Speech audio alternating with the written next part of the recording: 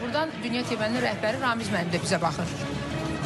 Bəli. Onlar da danışır. Bəli, olar. Mən Ramiz müəllimlə görüşmüşəm və söhbət etmişik. Və mən sonradandan bildim ki, Ramiz müəllim mənim çoxdan illərdən tanıdığım bir insandır. Normal bir dostluğumuz olub həmin insandan və baxın bir söz deyim. Ailəlikcə mən o insanla dost olmuşam, amma mən bilirsiniz Azərbaycanda yaşamadığıma görə mən bilmirdim ki, hələ də Dünya TV-nin rəhbəri o insandır.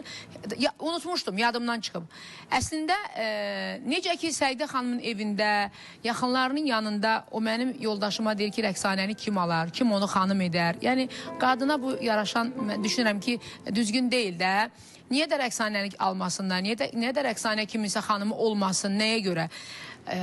Açıq fotosesiya eləyən tək mənəmmi və yaxud mən onu o fotosesiya mənim bir proyektim üçün olmuşdu və mən o formada efirə çıxmıram, toyları idarə etmirəm və mənim ətrafımda məni toylara dəvət edənlər də bunu yaxşı bilirlər. Amma Səidə xanım mənim yoldaşıma, aləmə toxunduğuna görə mənim evimdə demək olar ki, çox böyük söhbətlər yarandı. Tolik, başa düşürsən və mən ixtiyarsız özümün əsəblərimi cilovlaya bilmədim. Və demək istəyirəm ki, buradan Ramiz müəllim ağsaqqaldır. Bizim yaşca bizdən çox böyük insandır. Mən ona çox böyük hörmətim var.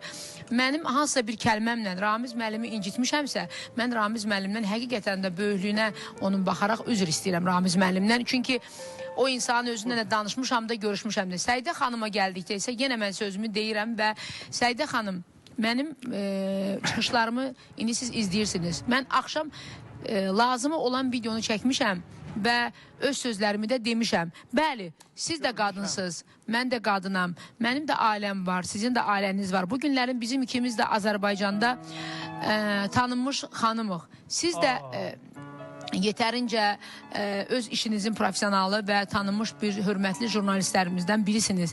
Mən də yetərincə Azərbaycanda müğənni olaraq tanınan bir xanımam. Mən bu davanı bizim heç birimizə yaraşdırmadım. Nə sizə, nə mənə. Və mən yenə də deyirəm, mən əsəblərimə hakim ola bilməmişəm və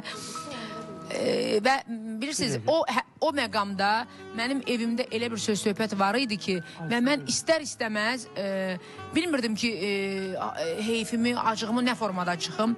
Yenə də mənim sözüm sizin xətrinizə dəyibsə, ailənizdə, yaxınlarınızın içində hansısa bir söz-söhbətə səbəb olubsa, mən üzrxahlıq etdim dünən də və mənə gələn yanlış məlumatı səsləndirdiyim üçün yenə də deyirəm, mən sizdən üzrxahlıq edirəm.